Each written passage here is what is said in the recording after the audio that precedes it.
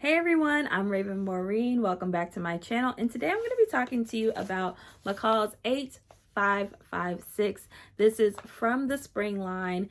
And if you followed me on this channel for a minute, you know that I have loved this pattern at first sight. And so when I had the first opportunity to make it, I decided we're doing it.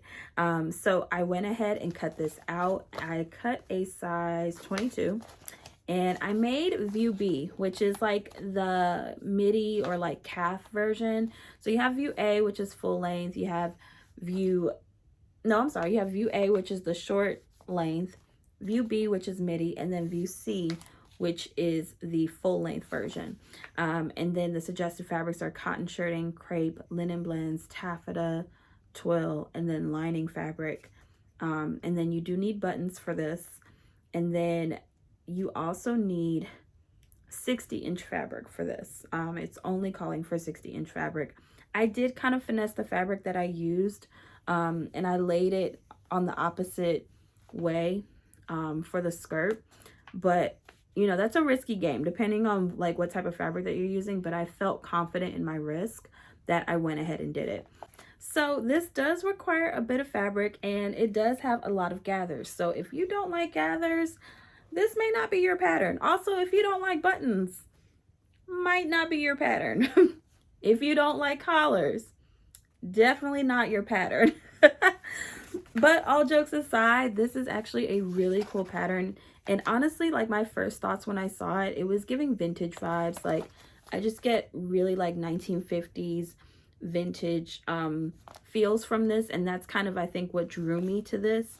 And so let's talk about sizing, because I do want to let you guys know, although I cut a size 22, here's why.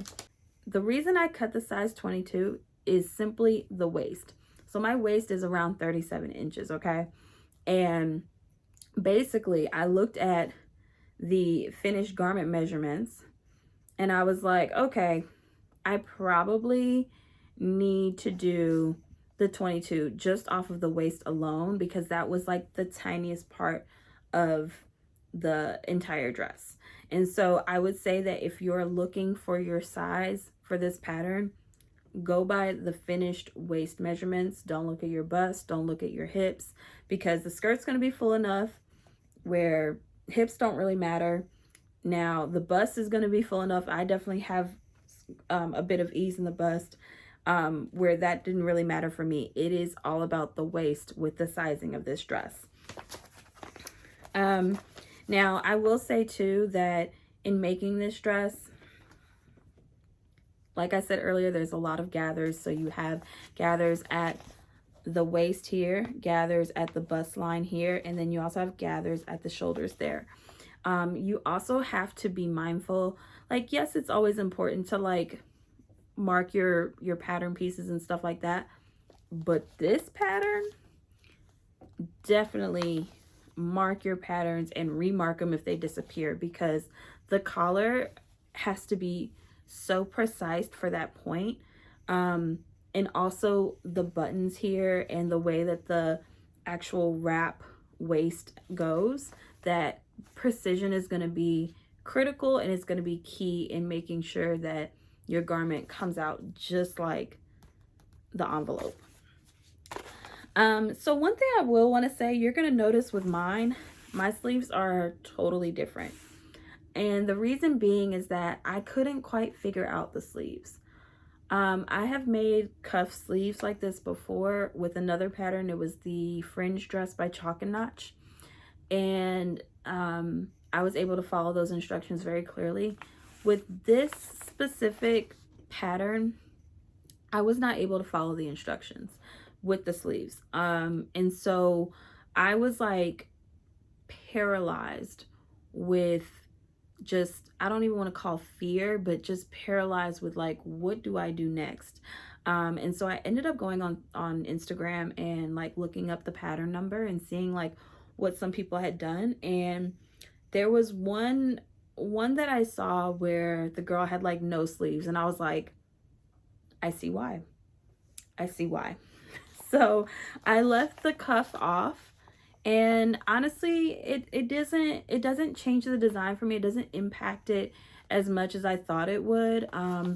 So yeah, I left the sleeves off. I still think it's a beautiful dress. I will say that the sleeves is not the only place where I felt just like I was procrastinating. I definitely procrastinated with the collar.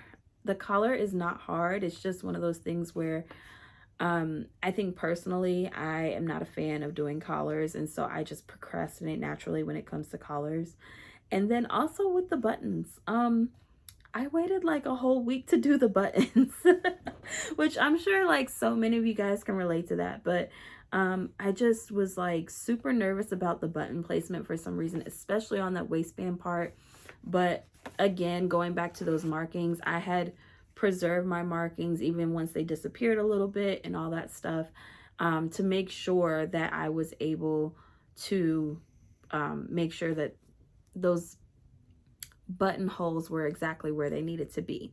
So all in all, I love this dress. Again, I think it gives vintage vibes. I did ask Joe if I looked like a World War II nurse. It was, for some reason, I was just like, I hope I don't look like a nurse in this dress, but I love that it's white. I wanted like a white shirt dress for the summer, for special occasions, for going to church, going out and about and things like that. And I think this is perfect. Again, I think it's just one of those classic styles. And even though I was initially, I would say intimidated by the collar, and I procrastinated a lot with the collar, I pushed through, I got it done and all that. I will also say that this pattern has a lot of like tiny steps. So not just in the collar, but like there's a lot of little details. So if you look, there is some top stitching on the belt right there, or the waistband. They ask you to top stitch around the collar, down the center front, and then also along this button placket here. So again, a lot of like really small details. And then there is a yoke, and you will have to do like a form of a burrito method with this, but I love it. I kept my yoke the same as my outer fabric, so everything is white. And speaking of button plackets, let's talk about my buttons. So I got my buttons from Fine Fabrics on my last trip when I was there for Frocktails, and they're like these like basket weave type wicker rattan buttons. And I'm telling y'all, like I thought like I had just really hit the jackpot when I saw that I needed 11 buttons for this and I had 12. I was like, it's meant to be. It's meant to be. So I'm really excited for the button detail, because I just feel like that wicker rattan, it's like that was all that it needed to scream summer in like the best way possible. So super excited about the button details, and I just love the placement of them. I was very meticulous and very careful with my button placement with this. And again, like I'm saying, like just make sure those markings are marked, the notches are there, because it is definitely needed with this pattern. And I know that they say that this pattern is average. I would say that like once I folded the pattern pieces back into the envelope, I looked at this pattern and I was like, this is more Vogue. Like the details of it, I was like, it's giving Vogue versus McCall's, but okay.